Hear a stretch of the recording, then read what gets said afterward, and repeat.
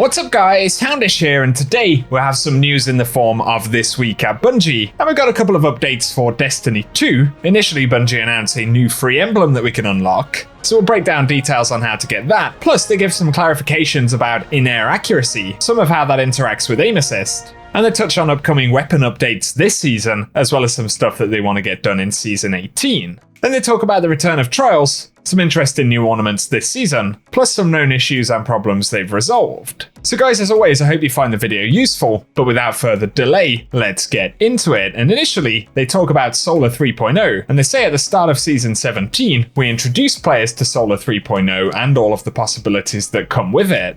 They point out the fact that we unlocked additional fragments as well, and they say over 1.6 million players completed at least one nightmare containment during the event. And Guardians averaged 13.8 nightmare containments per character, but one dedicated player even completed more than 390 containments, and in the first 24 hours, one Guardian successfully completed 78 nightmare containments. And so, some interesting facts right there. And Bungie say in addition to the fragments unlocking, we have a special emblem to commemorate that collaborative effort.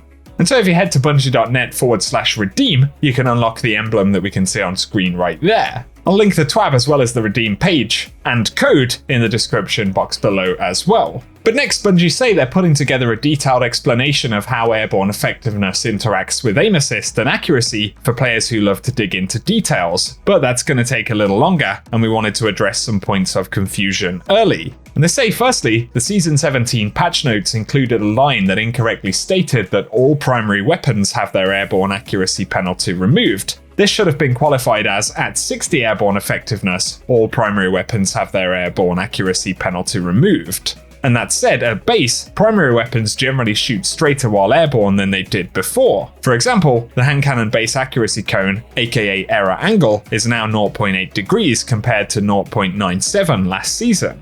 And you can now fully eliminate the airborne accuracy penalty, meaning your weapons will shoot as straight as they do while on the ground, which wasn't the case before. Note that even if the center of the accuracy cone is directed at a target, if your accuracy cone is wider than the target on the screen, any single projectile can still miss. And for this reason, we recommend that you try to hit one of the important thresholds on a primary weapon. So 30 airborne effectiveness will have similar accuracy to pre-Season 17 Icarus grip, suitable for jump shots at mid-range. And a hand cannon's accuracy cone at 30 AE is 0.48 degrees compared to 0.47 degrees last season with Icarus. But at 60 airborne effectiveness, it fully removes the airborne penalty and allows for more accurate, longer range airborne shots. Keep in mind that special weapons are penalized more heavily when airborne than primary weapons, and must get to 100 airborne effectiveness to eliminate the accuracy penalty. But shotgun spread angle is heavily penalized at 0 airborne effectiveness, and this penalty is reduced with higher airborne effectiveness and eliminated at 100. So a few interesting facts on how that stuff's working, some good clarifications there. And they say we're keeping an eye on feedback and are looking into cases where players miss shots that they feel like they should have hit. In these cases, it helps a lot to know exactly what the player's build was for the occurrence. So if you're posting a clip or making a comment, please also include the weapon with perks and the mod, as well as exotic armor and any subclass builds. And they go on to say, in Season 18 and beyond, we plan on giving players a few new ways to build into that stat, including making the stat visible in the weapon inspection screen, which will definitely be useful, but also updating some exotic weapons that we felt could use a bump to airborne effectiveness. And so the stat will be visible, and more exotics are going to have an increase in that stat.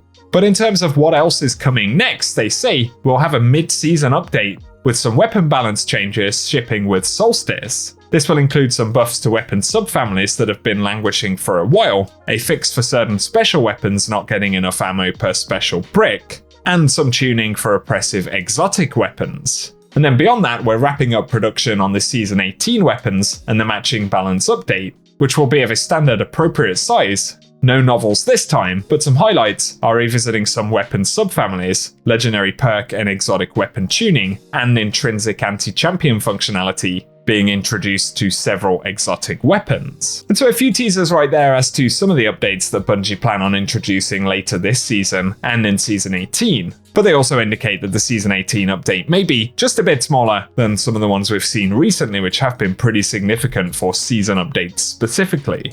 And so, as always, give us your thoughts on that stuff below, guys. Next though, Bungie points out that Trials of Osiris returns this weekend, and they show an image of the armor right here. I did make a video earlier today that has a breakdown of all of the new Trials armor, weapons, roles, and the cosmetic drops and where we'll be able to get them.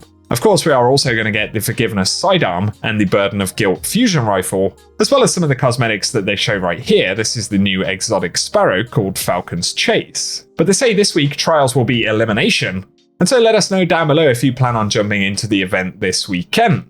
And in the TWAB, they also show off some new legendary ornaments that are available in the Eververse store and can be applied to class items, and they tie into specific exotics. So there is the Cloak of Bakris, which of course will pair with the Mask of Bakris. They are very, very cool looking things. I believe they are silver purchases though in the Eververse store. They show off here the Mark of the Falling Star for Titans. Of course, that pairs with the Cuirass of the Fallen Star. And finally, the Mantle of Battle Harmony, or the Bond of Battle Harmony. And that pairing right there is pretty cool as well. But once again, they are Eververse-specific items. And here for known issues and updates, Bungie say they're continuing to work with Sony's team regarding issues that may be causing players to encounter missing licenses and delayed silver purchases or incorrect silver balances. There is a dedicated article for that, but hopefully it will be an improving situation. For Artifice Armor mod slot clarification, they say, with the release of the hotfix this week, we have partially resolved an issue causing Artifice Armor to lose the Artifice mod slot at the start of Season 17.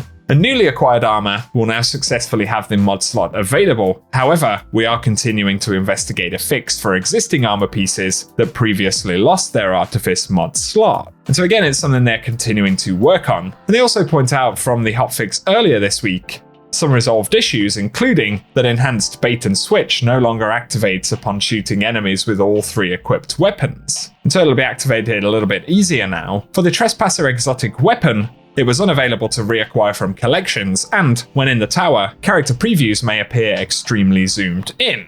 So there were those and some other fixes in that hotfix. Then for Iron Banner challenges, they're currently investigating challenges ending earlier than intended.